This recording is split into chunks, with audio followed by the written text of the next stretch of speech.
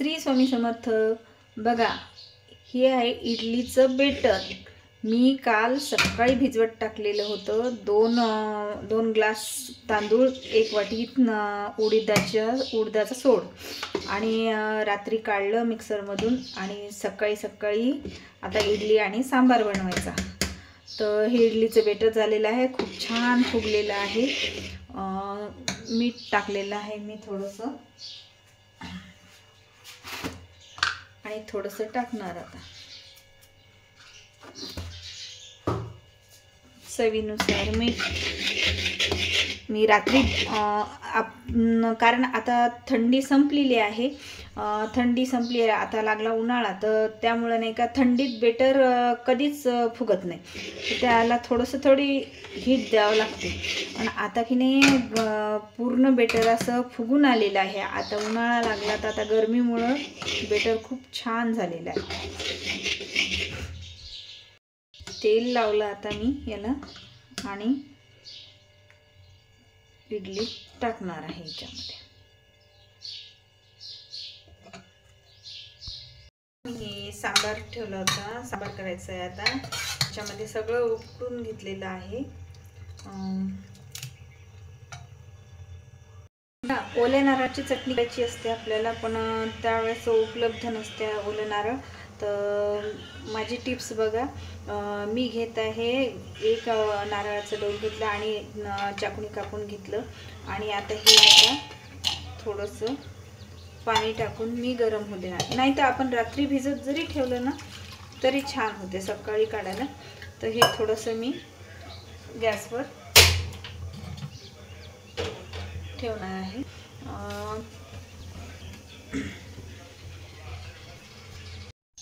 आता हे खोबरं घेतलेलं आहे, ओलत नव्हतं म्हणून आम्ही उकडून घेतलं थोडंसं आणि त्याच्यामध्ये टाकणार आहे आता कोथिंबीर, मिरची, थोडंसं जिरं आणि थोडी हिंग। आता हे मी मिक्सरमधून काढणार। हे बघा मी काढलं आता मिक्सरमधून आणि याला तडका देणार मी। तडका देणार आहे।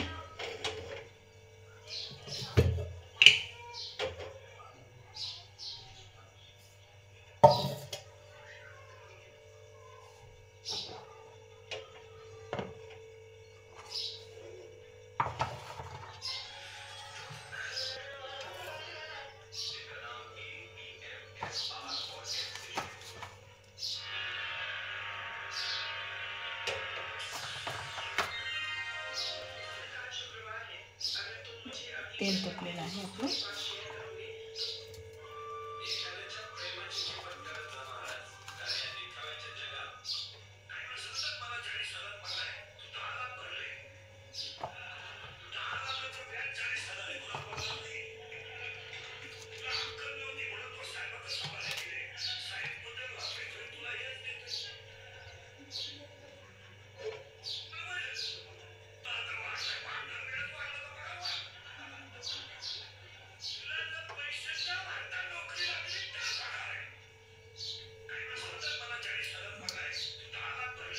मोहरी खूप तडतडते आता।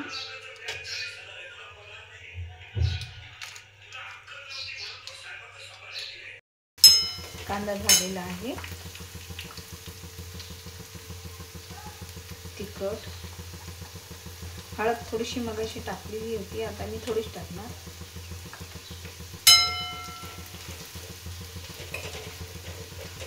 आणि हा मसाला, इडली सांबार मसाला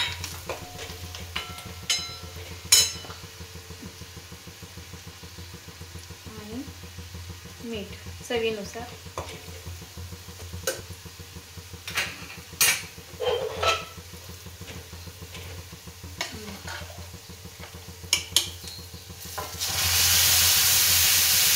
छान फोडणी बसलेली आहे आपल्याला।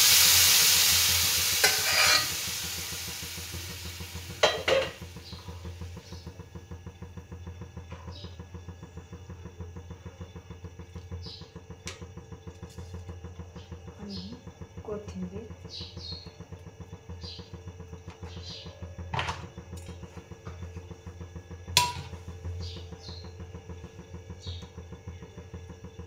कलर खूप छान आलेला आहे.